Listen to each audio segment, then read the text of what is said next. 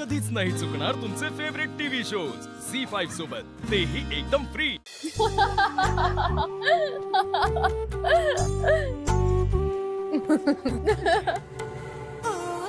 बरं चला आवरा आता पोरींनो, मला जायचंय वहिनीसोबत भाजी आणायला। हे कधी ठरलं? आताच। अगं तुला दिवसभर कंटाळा येतो ना बसून, मग म्हणलं आज चल बाजारात माझ्यासोबत। मग मी पण येते। मी पण येणार। अगं पण मग तुमची शाळा? अगं आज माझा हाफ डे आहे ना। माझा तर होल डे। ते काय असतं? तुला हॉलिडे म्हणायचंय का? हा तेच ते। अगं म्हणजे क्लासला सुट्टी आहे आज। हा पण मग भागू तुझं काय? तिला पण हाफ डे।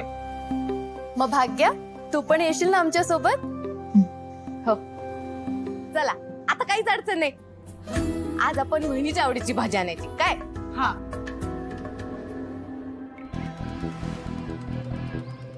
छत्री खबर पक्की आहे ना? खबर एकदम 100% खरी आहे।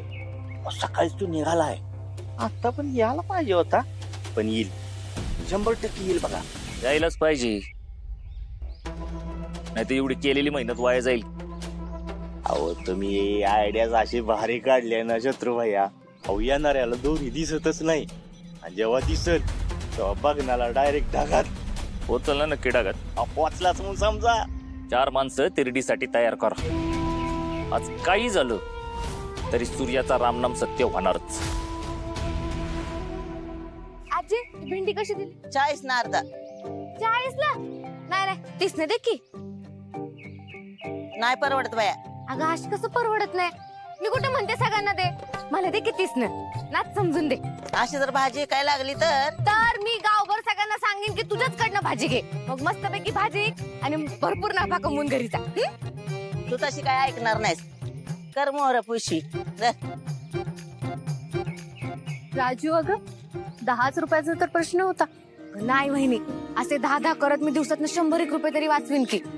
10 दिवसाला 1000, महिन्याला 3000, आणि मग फायनान्स मिनिस्टरचा हिशोब सुरू झाला।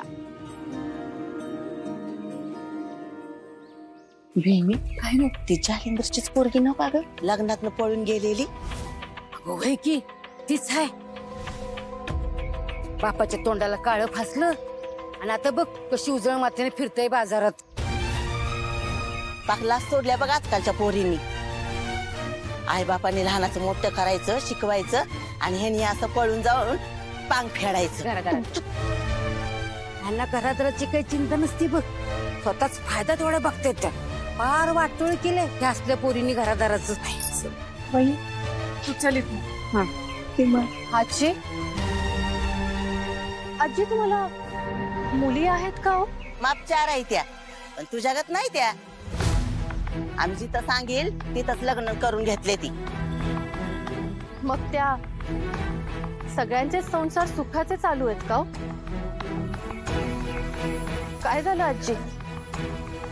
आजी तुमचा चेहराच सांगतोय हो, तुमच्या मुलीचा नवरा एकतर दारुडा असेल आणि तिला मारत असणार, तिच्यावर संशय घेत असेल, किंवा तिला घराबाहेर पडू देत नसेल। आपल्याकडे अर्ध्याहून जास्त मुलींच्या आयुष्यात हेच होतं, आणि त्या पण बिचाऱ्या आपल्या आई वडिलांचा विचार करून मुकाट्याने सहन करत असतात, तोंड आवळून बुक्क्यांचा मार खात राहतात।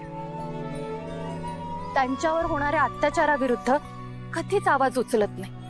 ज्या दावणीला बापाने बांधली तिथे तुम्ही जन्मभर टिकून राहिलात म्हणून तुम्ही थोर, आणि तीच दावण मी तोडून पळून गेले म्हणून मी वाईट आहे का हो? मला नव्हतं व्हायचं थोर इतर बायकांसारखं।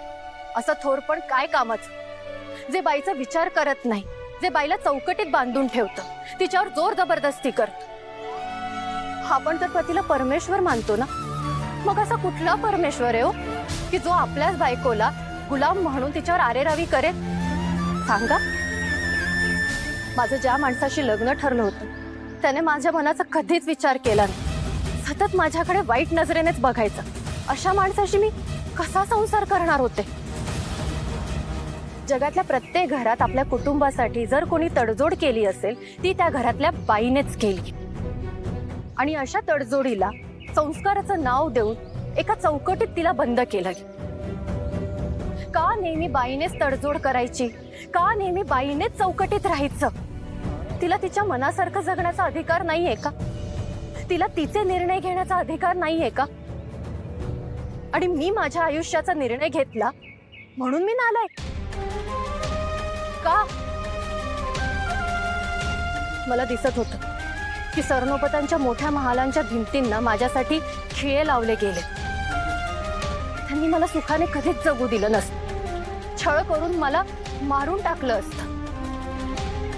मी तिथे लग्न करून गेल्यावर मला जाळून मारण्याची किंवा मी मेल्याची ही बातमी तुमच्या कानावर आली असती तर चाललं असतं तुम्हाला? बोला. मला समजून घेणारा, माझी स्वप्न पूर्ण करण्यासाठी माझ्या पाठीशी उभा असणारा नवरा हवा होता मला. मग या सगळ्यांमध्ये काय चुकलं माझं? आजी, तुम्ही पण एक बाई आहात ना. बाईच बाईचं दुःख समजून नाही घेणार तर दुसरं कोण कसं घेईल? कोणाला असं स्वतःचा तमाशा होताना बघायला आवडेल ते मला आवडेल.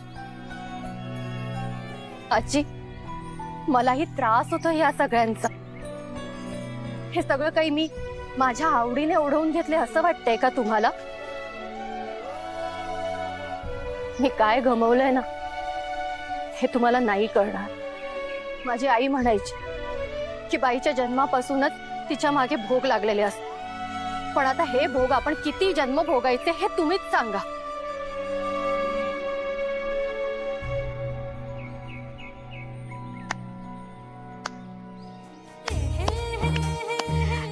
वहिनी, खरंच एक नंबर टाकलीस बघ.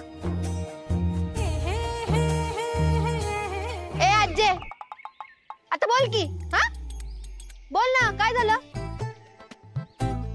काय बोलते ती मगाशी?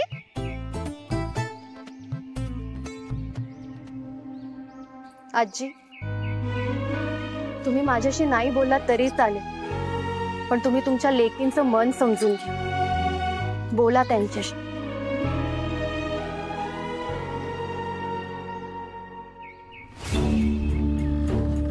शत्रू भैया, आपलं सावध झालं बर का? येऊ दे येऊ दे. उगाट येईल आणि सुसाट टाकात जाईल.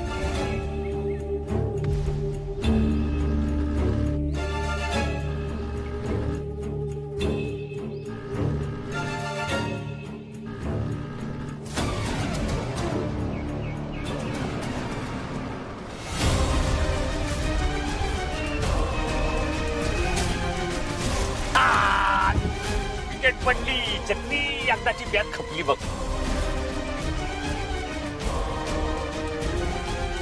शत्रू भैया, त्याला जाळायला 4 लाकडं, रडायला त्याच्याच घरची लेकरं बोलवूया. थांब जरा. डायरेक्ट जीव गेलाय का तड फोडून मरतोय ते बघायला नको. त्या गर्दीमुळे काहीच दिसाना झाले बघ. आता कळणार कसं बरं काय झालंय ती? गेलाच असत किंवा जरा इकडे तिकडे बघा बरं, कुठं रेडा बेडा दिसतोय का?